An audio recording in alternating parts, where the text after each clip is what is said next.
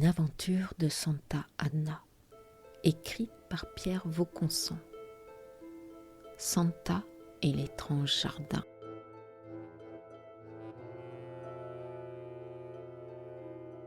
Chapitre 6. Où Santa change de braquet. Enfin un peu d'action. Je prends le volant. Avec moi, le moine et Poiret. Une force de la nature et un recordman du 100 mètres.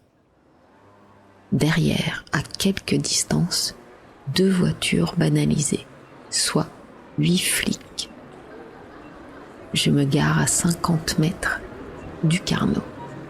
Les voitures banalisées passent sans s'arrêter pour déposer côté jardin 4 flics dans la rue qui passent derrière le café. Les 4 autres flics nous rejoignent à pied. Tout est calme. Le décor en verre dépoli façon 1900 empêche de voir à l'intérieur. Mais du même coup, nous rend invisibles. Le moine, tu entres et tu t'assois à la table de Garcia. Poiret et moi, on va s'installer au bar. Poiret, avant d'entrer, vous mettez ce guéridon devant la porte. Sergent, si quelqu'un veut entrer derrière nous, vous l'en dissuadez. Le Carnot, 30 ans après que la mode est passée, cela joue toujours pub anglais, début du siècle. Lumière tamisée, meubles en faux acajou, musique planante années 70 en sourdine. Nos 4 gaillards sont là. Notre entrée ne semble nullement les inquiéter. Ils n'ont manifestement pas compris que nous étions des flics. Ce ne sont pas des pros. Ils se laissent cueillir sans résistance, du moins jusqu'à la porte que leur ouvre le moine. À ce moment précis, le plus jeune, presque un gamin, comme un diable, sort d'une boîte, s'élance, se prend les jambes dans le guéridon, chute, se relève et détale, bientôt rattrapé par Poiret, qui le plaque au sol. C'est lui que je vais interroger le premier, en mode good cop, dès le lendemain. Monsieur Laszloff, Pavel Laszloff, c'est bien vous, là, sur votre passeport? Oui. On a trouvé dans vos poches cette svastika et cette petite salamandre en argent. C'est quoi, au juste? Ce sont les signes d'un mouvement politique, Je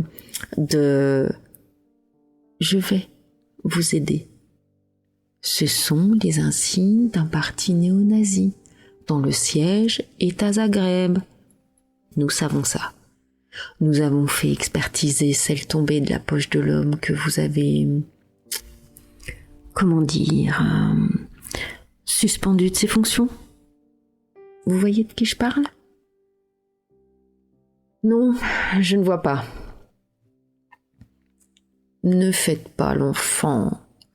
Vous vous êtes mis dans un sale pétrin. Pourquoi êtes-vous avec ces gens-là? Vous ne leur ressemblez pas. J'ai examiné le contenu de votre cartable. Vous étiez le seul à en porter un. Ça m'a intrigué et j'ai découvert en farfouillant que vous êtes étudiant à la faculté de Laval, dont il se trouve que nous connaissons 2 intervenants. Pavel, vous devriez faire attention à vos fréquentations. Vous voulez boire un verre? J'ai là un excellent togoshi. Et puis je vais faire soigner votre joue et votre menton que l'asphalte a râpé lors de votre chute. Il n'est pas dupe de mon jeu, mais il se détend. Le whisky japonais n'y est pas pour rien. Où on en était? Oui, Vous êtes libre de vos choix politiques. Mais ces types-là ne sont pas très recommandables et ma conviction à moi, c'est que votre soi-disant mouvement n'est que le faux nez d'une organisation mafieuse, beaucoup plus dangereuse et peu regardante sur les moyens à utiliser pour maintenir la discipline. Pourquoi avez-vous pendu ce 5e larron ? C'était pas moi. J'en suis sûre, tu n'es pas de taille à commettre un tel crime. Mais alors, qui donne les ordres et pourquoi dans ce jardin ? Le jardin ? C'est à cause de la planque du tumulus ? La planque ? Vous planquiez qui ? Ou quoi ? Des sachets de cocaïne. Une équipe la déposait là et nous la reprenions pour la livrer plus loin, en évitant les autoroutes de la drogue et les grandes villes et en empruntant des itinéraires différents. Des petites routes, des chemins noirs, des traverses. Vous êtes de vrais poètes. Ok, Pavel. Mais pourquoi avoir exécuté le 5e homme ? Ils avaient reçu l'ordre de l'éliminer et de faire en sorte que ça se sache. Ils ont choisi le jardin parce qu'il était là, juste à côté. Tu dis « il » avec un S. Pourquoi ? Moi, j'étais pas d'accord. Je voulais pas. Mais j'ai compris que si je continuais à contester, je subirais le même sort. Ok, Laszlo. Je vais voir à côté si tes copains se sont montrés coopératifs. Sergent, vous me le surveillez pour le cas où il aurait l'idée de repiquer un 100 mètres ?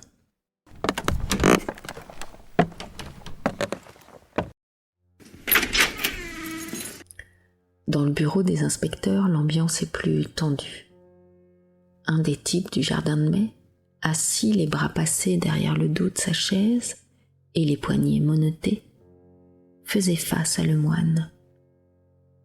« Salut Santa. Même celui-là, un nommé Attila, il paraît que c'est courant en Hongrie, a fini par avouer qu'il faisait partie d'un réseau spécialisé dans le transport de la drogue. Pas le deal, juste le transport. Et que cette organisation recrutait essentiellement dans les mouvements néo-nazis, ce qui explique le recours aussi facile à la violence. Il recrutait aussi chez les jeunes paumés, ce qui explique le côté pieds nickelés. D'après eux, l'ordre d'éliminer l'un des leurs vient de plus haut et devine quoi ? Ils ne savent pas de qui. Pas étonnant. Et en plus, je le crois. Toutes ces organisations mafieuses sont ultra compartimentées.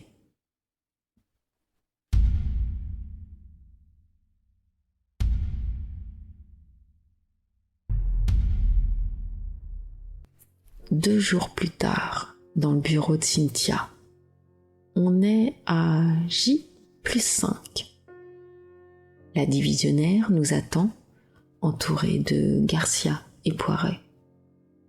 Le sourire de Cynthia me dit qu'on ne doit plus être très loin de conclure.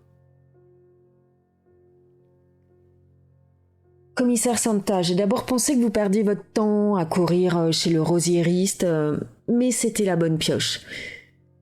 Le dossier qui vous a remis était une véritable mine, non pas de preuves, mais d'indices concordants, qui soumis pendant 48 heures depuis votre retour à l'analyse des stupes et aux fichiers de la brigade fiscale, ont fini par parler. Tous, comme le disait M. Hirson, qui aurait fait un parfait enquêteur, convergeaient vers un seul et même personnage. Pas tout à fait au sommet de l'organigramme, mais pas loin. C'est cet homme qui en sous-main rachetait des petites exploitations à la peine et qui ensuite les utilisait comme base pour des trafics qui multipliaient. Il occupait un maximum de créneaux. Trafic de cigarettes, de produits tombés du camion, contrefaçon, faux et de toutes les drogues possibles et inimaginables. Il avait fait du jardin de mai un véritable hub. Je suppose que vous avez deviné qui est ce mystérieux personnage, grand manipulateur devenu mégalo, mais aussi grand naïf comme tous les hommes de pouvoir ou qui se vivent comme tels. Yves de l'étang, je présume? Mais pourquoi s'être jeté dans la gueule du loup? Pourquoi nous avoir présenté Émir Dragan? Pourquoi être venu chez Hirson? Par défi, par jeu, mais essentiellement pour détourner nos soupçons sur son ami, pendant qu'il se faisait passer pour notre allié dans cette enquête. Je vous signale que Émir Dragan, lui, est blanc comme neige, nullement compromis avec ces types, et n'est pour rien dans la triste fin de son frère. Et de l'étang? Il est où? À l'heure qu'il est, il doit rouler vers Roissy, où la police de l'aéroport a prévu un comité d'accueil. C'est un trou de verdure où chante une rivière, accrochant follement aux herbes des haillons d'argent, où le soleil de la montagne fière luit. C'est un petit bal qui mousse de rayons. Je repose le livre de Rimbaud sur le banc à côté de moi, à portée de main, pour pouvoir l'ouvrir à nouveau, tout de suite, ou plus tard. Ces vers, inépuisables, sont en parfait accord avec le décor qui m'entoure, celui du merveilleux jardin de mai. Ils sont un sas parfait entre l'enquête qui vient d'arriver à son terme et celle qui, dès demain, occuperont mes journées. J'abandonne à regret ce trou de verdure pour remonter en ville et me changer. Ce soir, je dîne chez les Santa Anna au grand complet. Tenue de soirée exigée. Santa et l'étrange jardin. Texte de Pierre Vauconsant, lu par Nathalie Talbom, production Theta Presse.